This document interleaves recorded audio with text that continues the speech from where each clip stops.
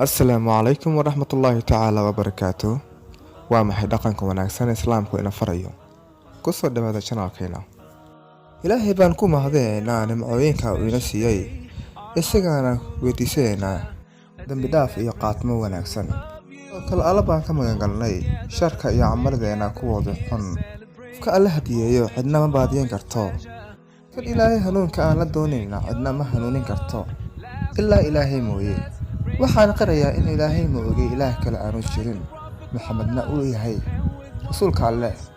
Wanaajinta dhaqanka iyo akhlaaqda wanaagsan waa ujeedka koowaad ee loo soo diray nabigeena Maxamed sallallahu alayhi wasallam.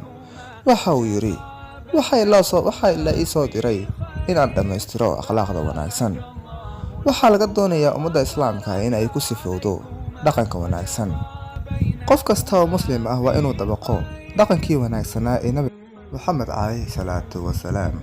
sida aynu wada ogsoonahay, islaamku waxa uu leeyahay 5 arkaan islaam. arkaan islaam kastana waxa uu leeyahay akhlaaqdiisa gaarka ah. tusaale ahaan, waxaynu soo qaadan karnaa salaada Ilaahay koreeyaha sooban. waxa uu yiri u kaca salaadu waxay reebtaa xumaanta, sinada, munkarka iyo wixii la mid ah. haddaba wuxuu yahay qofka salaada tukanaya ee aanu xumaantu ka reebin, maxay qiimo yeelanaysaa salaadiisu? saameyn intee la'eg bay salaadiisu ku yeelanaysaa bulshada dhexdooda? qofka u qaata salaada si toosan waxay bedelaysaa dhaqankiisa oo dhan. dhaqanka wanaagsan ee raac salaada waa sababta uu Ilaahay ku aqbalay salaada. taa waxa inoo cadeynayaa xadiisul quduskii Ilaahay waxa uu ku aqbalaa salaada qofka isku dhuldhiga weynaynta Ilaahay aan ku habaabin dhaqanka wanaagsan, kuna waabariisan xumaanta, kuna qaata maalintaas oo dhan digriga iyo naxariista, oo uu muujinayo masaakiinta, musaafiriinta iyo carmashada, una naxariisanayo dadka dhibaataysan. fahamka guud ee salaadu waa dhaqan iyo cibaado. salaadu dadku waxay dhexalsiisaa digriga Eebe iyo akhlaaqda wanaagsan, waxayna ka hor istaagtaa xumaanta iyo ku taraxtageeda. haddaynu arkaan islaamku, rugniga labaad ee soo qaadano waa sakada. sakadu ma aha canshuur laga qaado dadka baahan ee waa nadiifin. dadka baqiiliinta ahi ee xoolahooda ka bixinaya iyagoo u celinaya dadka baahan ee bulshada ku dhex nool, si ay u noqoto bulshadu mid isjecel oo isku naxariista, isku xirkooduna aad u adkaado.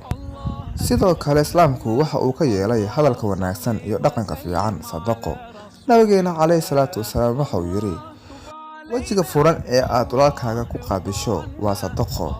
wanaaga oo dadka u fartana qofka xumaanta aad u diidana iyadana waa sadaqo.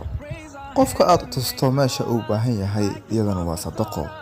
wadada aad ka qaado qodaxda iyo lafta iyadana waa sadaqo. haddii aad adiga oo firaaqahaya aad u darto biyaha uu hawsha qofka u hayo iyadana waa sadaqo. ama qof baahan oo itaal daran aad caawiso iyadana waa sadaqo.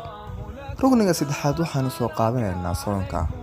soonku waxaa loola jeedaa ama hadafkiisu yahay alle ka cabsi. alle ka cabsiguna waxa uu keenaa in laga fogaado wixii Eebe diiday, ama in la weedaarto wixii Alle ina faray ee dhaqanka islaamka ahi. taasi waa dhaqanka wanaagsan ee uu farayo nabigeena calayhi salaatu wasalaam. markaynu sooman nahay, yaan la imaanaa xumaanteeda yar iyo faasiqnimo iyo jaahilnimo. haddii uu qofka ku caayo ama uu kula dagaalamayo adigoo sooman, waxaad tiraahdaa waan soomanahay. sida ku cad xadiiska, qofka markuu sooman yahay waxaa laga rabaa dhaqanka wanaagsan si uu soonkiisu u hagaago. haddii aad ka harweyso hadalka xun, beenta, khiyaanada iyo wixii la mid ah, soonkaagu ku kordhimayo ajar ilaa haraad mooye iyo gaajo daran. afraad waxaan ku soo qaadan doonaa xajka. waa rugni ka mid ah 5 arkaan islaam. xajku Alle subxaanahu wa tacaala waxa uu yiri xajku waa bilo la garanayo qofka faralka xajka gudanaya lagama rabo xumaanta teeda yaryar iyo faasiqnimo. Xajka gudihiisu waxaa wanaagsan samaysaan, haddii kale Ilaahay ayaa idin og. Sadqaata waxa ugu sadqaado wanaagsan alle ka cabsiga. Haddaba qofka ma gaaro guusha xajka ilaa uu ku sifoobo dhaqan wanaagsan. Looma baahna xajka dhexdiisa in lagu murmo, in la isku qiyaameeyo, been la isku sheego, dumarka loo galmoodo iyo in la sameeyo waxa caro keeni kara iyadoo la isku faanayo qabyaalad qowmiyad wixii la mid ah. Sida aynu ognahay, badi cibaadaadku waxay ku dhisan yihiin edeb iyo anshax suuban, taasoo Islaamku ina farayo 5 arkaanul Islaam. Arkaan kastana waxay leedahay edebteeda iyo asluubteeda wanaagsan. Dhaqanka wanaagsani waxa uu ku xiran yahay iimaanka laftiisa. Haddii uu dhaqankaagu xumaado, iimaankaagu waa uu daciifayaa. Taa waxaa inoo sheegaya xadiiska Nabiga calayhi salaatu wasalaam. Ilaah baan ku dhaartay inuu rumayn rasuulka Ilaahiyow waa kuma kaasi.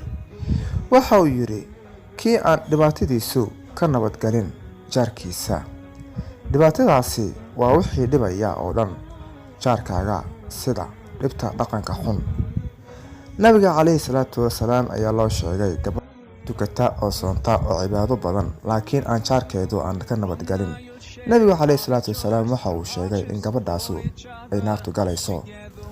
Waxaa kale loo sheegay gabadh cibaadadeedu kooban tahay, laakiin jaarkeedu ay nabadgaliso.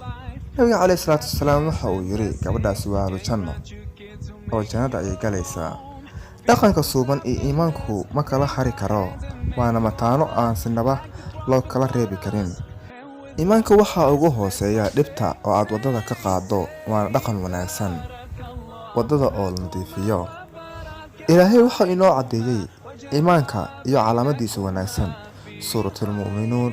Ilaahay wuxuu ku yiri, dhab ahaantii waxaa liibaanay mu'miniinta marka ay salaadooda ay tukanayaan ay ku qashuucaan.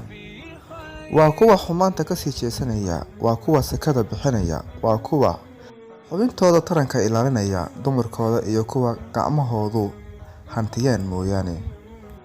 Kuwaasi canan ma lahan, kuwa doona wixii inta dhaafisan.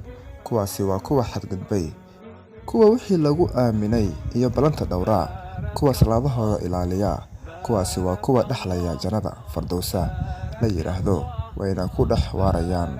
Haddaba markaynu ku istaagno xadiiska iyo Qur'aanka Kariimka ahi, si la taaban karo waxay ina tusayaan xooganaanta ay leedahay dhaqanka wanaagsan iyo cibaadada Ilaahay. Dhaqanka wanaagsan ee suuban waa tan ku sifoobeen salafkii wanaagsanaa iyo dadka saalixiinta ahay.